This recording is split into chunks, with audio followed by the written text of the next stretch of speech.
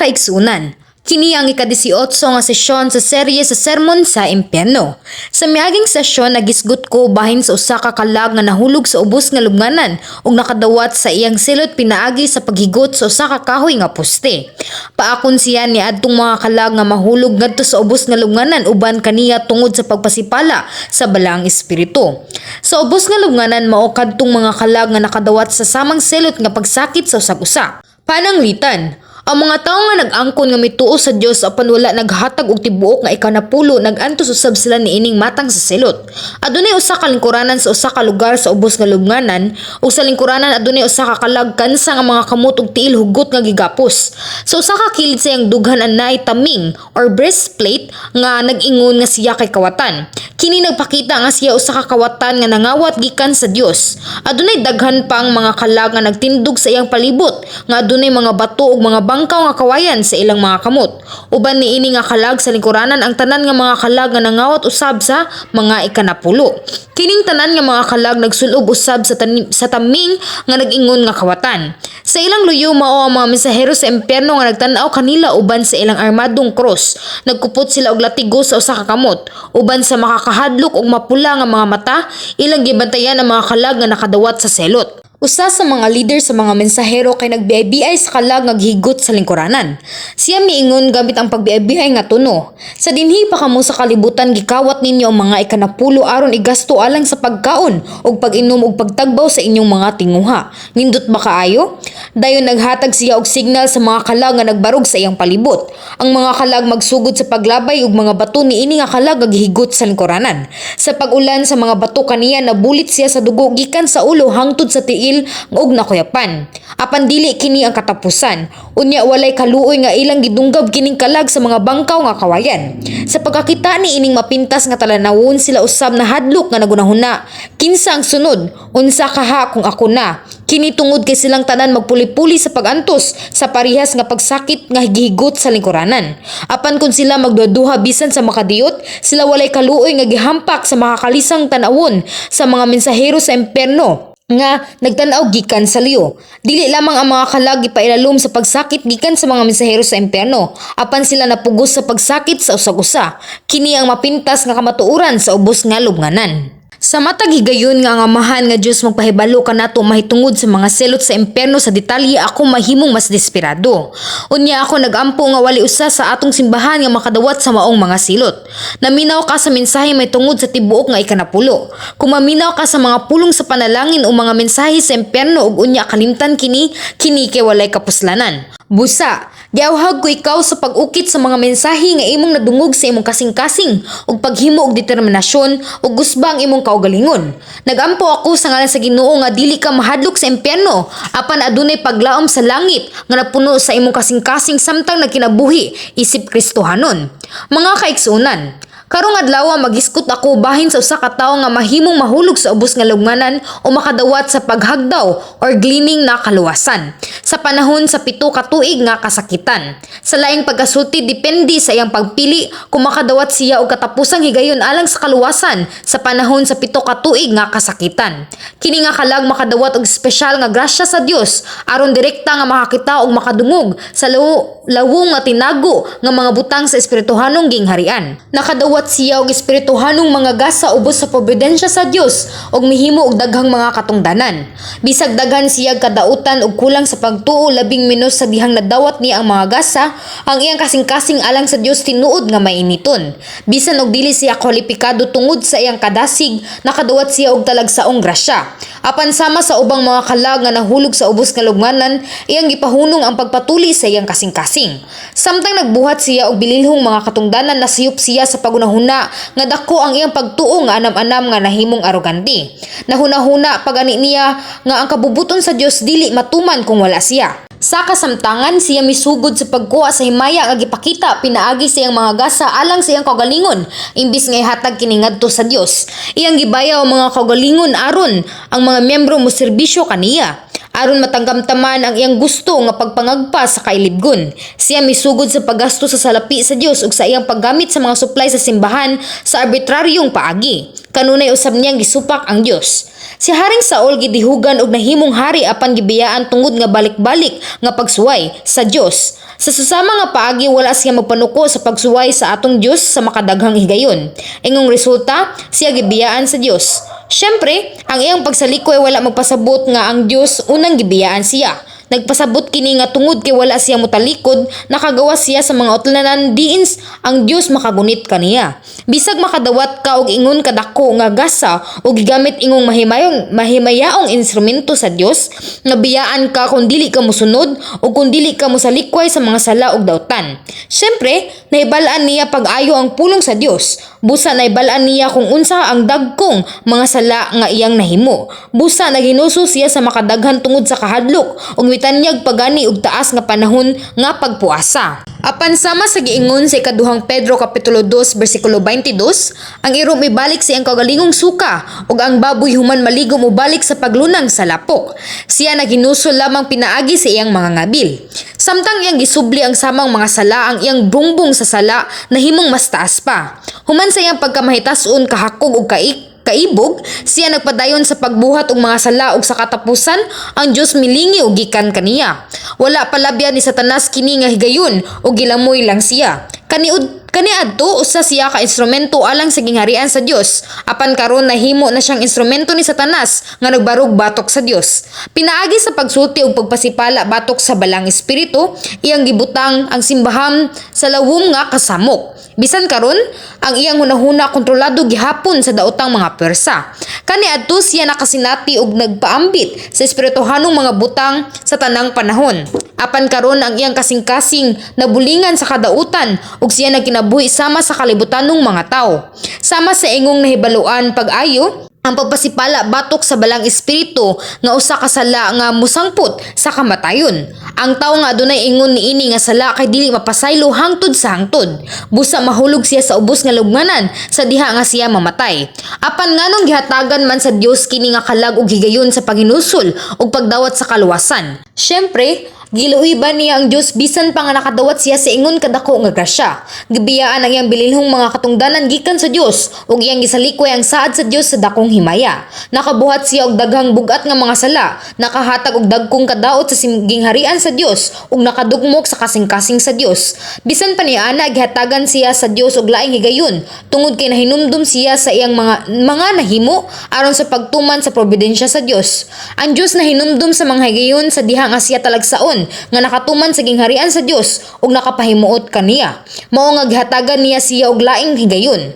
Kining higayon mao ang pagatubang sa 7 ka tuig nga pagsakit dinhi sa kalibutan ug mamatay nga martir. Syempre, kini dili gayud sayon. Gihisgutan na nako ang bahin sa 7 ka tuig nga kasakitan sa detalye sa mga lecture sa pagpadayag. Busa, tuguti ako sa mubo nga pagpasabot ni ini nga mensahe karon. Mga 2,000 ka tuig na ang milabay ang atong Hesus miguba sa gahom sa kamatayon ug nabanhaw. Human sa 40 ka adlaw mikayab siya sa langit samtang daghang mga disipulo ang nagbantay kaniya. Karon naglingkod siya sa tuo nga kamot sa trono sa amahan nga Dios.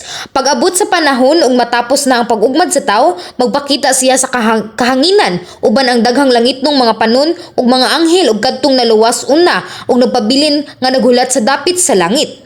Niining panahona kadtong midawat sa Ginoo nga buhi gibayaw ngadto sa kahanginan. Gitawag kini nga rapture.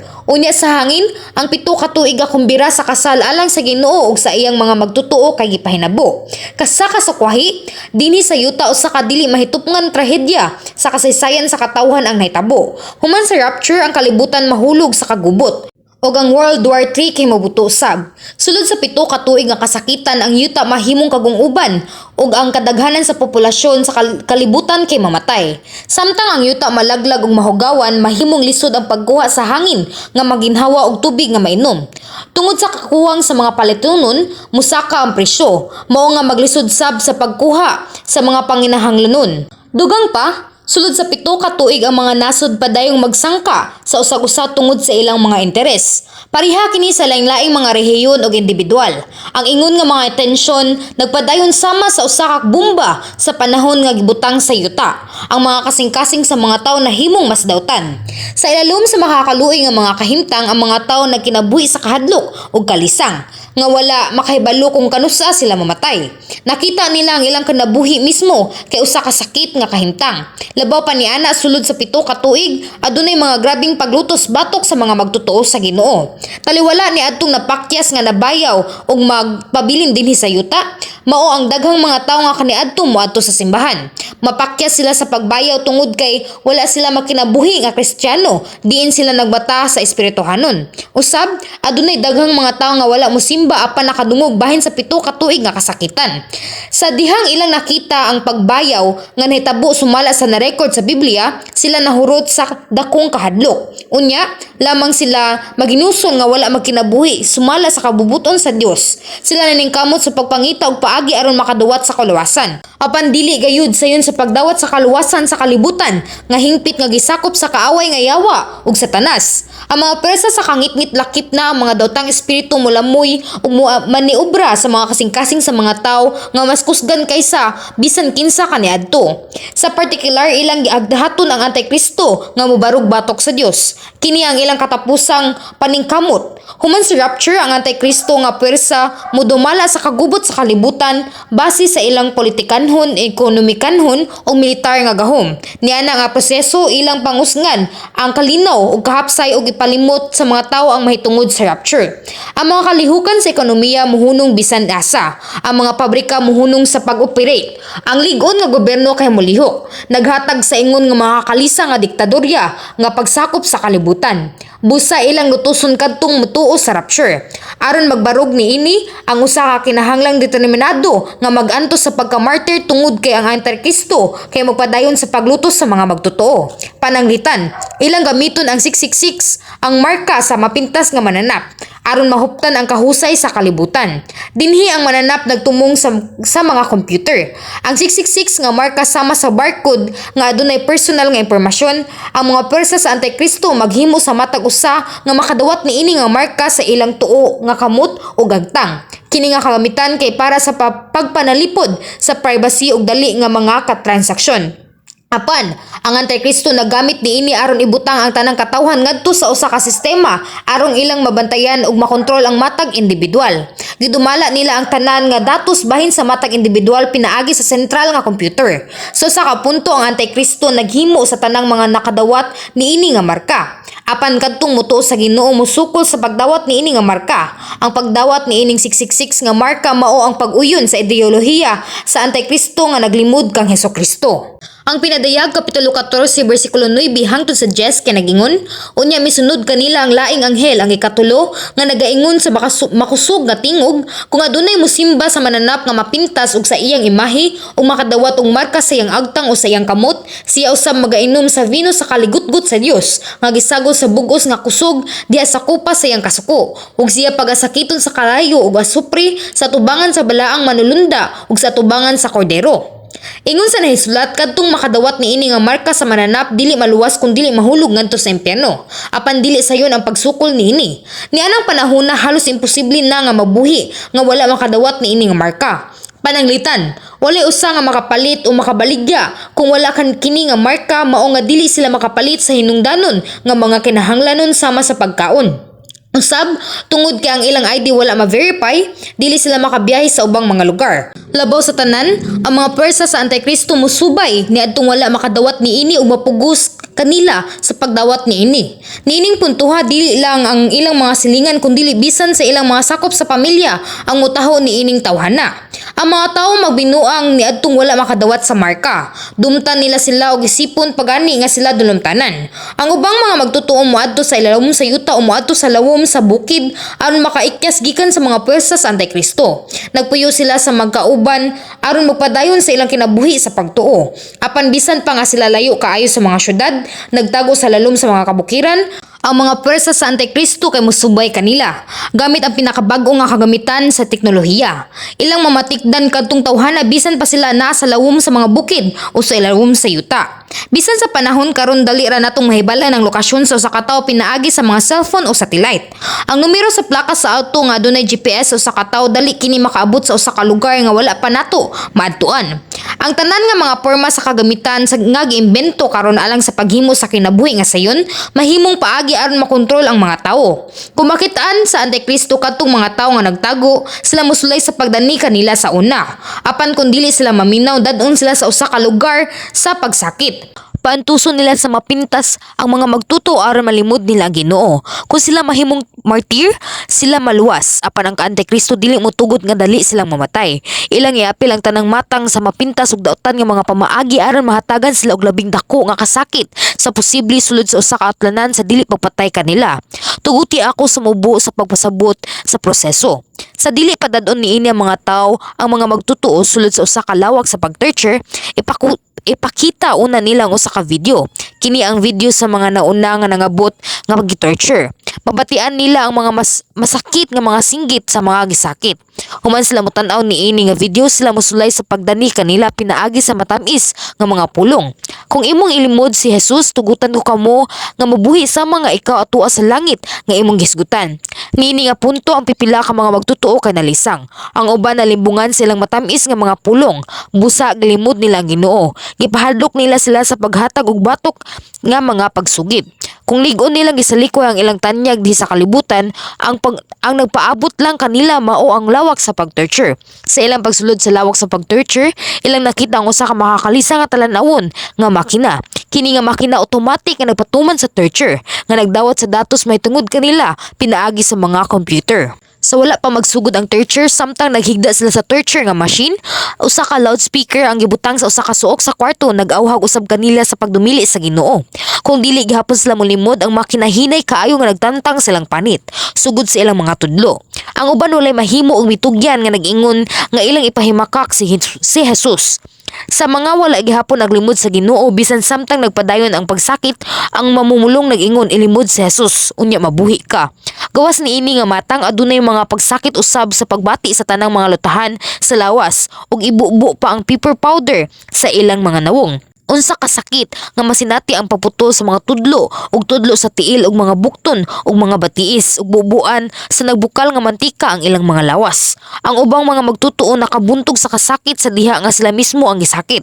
Apan samtang ilang nakita ang ilang tigulang nga mga ginikanan ug gagmay nga mga bata nga gisakit at ubangan silang mga mata, sila mitugyan na lang. Sila kay nagkagamay, pipila ka sa mga tawo nga adunay matarong ug malig-on nga kasing-kasing lig-on nga nagkabuntog sa tanan nga pagsakit ug mga temptasyon. Kadtong naghupot sa ilang pagtuo pinaagi sa pagkamartir ni ining paagiha mo apil sa hanay sa mga naluwas bisan pa sa ulahi. Apan sila dili mo adto sa maayong mga pulayanan sa langit. Unya unsa nga matang sa pagsakit ang madawat ni ining kalag nga atong gisgitan karon. Atong hisgutan kini sa sunod na nga sesyon. Minahal nga mga igsuon diha ni Kristo. Ang Diyos mao ang Diyos sa hustisya. Sa diha nga siya naghatag sa matag tawo og kahigayunan sa kaluwasan, siya wala magpihig o magpakita og paborito ngadto sa bisan kinsa. Gitagan niya sila sa ugigayon nga makadawat sa kaluwasan sumala sa ilang mga buhat base sa hustisya. Ang pinadayag Kapitulo 2, versikulo 23 sa uling bahin nag-ingon, ang tanang simbahan makailang nga ako mao siya nga nagasusi sa mga hunahuna ug mga kasing-kasing ug ako maghatag sa matag usa kaninyo sumala sa inyong mga buhat. Unsa kanindot kung kita makakita, makadungog o makaambit sa maayong mga butang. Walay bisan unsang rason sa pagbuhat og sala. Syempre, bisag siya nga ang Dios sa hustisya sa samang higayon, siya mao ang Dios sa gugma. Ang kalag nga atong giskutan karon mahimog mga sala nga dili gayon mapasaylo ug makadugmok sa kasing-kasing sa Dios. Bisan pa kung makahimo lang gusto sa Dios nga hatagan bisan ang ingon nga kalag ug higayon. Kini mao ang kasing-kasing sa Dios. Sa Salmo Kapitulo 35, versikulo 11 hangtod sa 13, si David misugid. Ang naotang mga saksi nanindog. Nangutana sila kanako sa mga butang nga wala na ko hibalui. Gibalusan nila ako og daotan sa maayo sa pagadaot sa akong kalag. Apan mahitungod kanako sa nagmasakiton sila, nagbisdi ako og sako. Gipaubos ko ang akong kalag sa pagpuasa. Bisag usa lang sa nilalang sa Dios ang tawo kansa kasing-kasing susama sa Dios, makapakitag ka maayo sa iyang kaaway nga mibalos sa iyang maayo og dawtan. Sa dihang nasakit ang iyang kaaway, nagpuasa siya og nagbangutan. Unya unsa pa kaha sa labaw ka maluluyon ang kasing-kasing sa Dios. Walay duha nga ang iyang kasing-kasing mahimong mas maluluyon. Ang Dios nga adunay mas lig-on nga pagkamaayo kaysa ni kinsa sa usa ka maayo nga tawo nga nagpakita sa labing taas nga lebel sa pagkamaayo. Ingon usab alang sa gugma, giawhag ko kamo nga hinumduman kanunay kini nga gugma. Biyayang daotan ug buhata lamang ang maayo. Gihangyo ko nga mahimo kang magtutuo nga makahatag og kahupayan sa amahan nga nabalaka bahin sa dautan. Usab, ako nagampo sa ngalan sa Ginoo nga kamo makabaton sa kaayo ug gugma sa amahan nga Dios ug mahimog mga bunga sa bagong Jerusalem ug maghatag kaniya og kalipay sa kahangturan. Amen.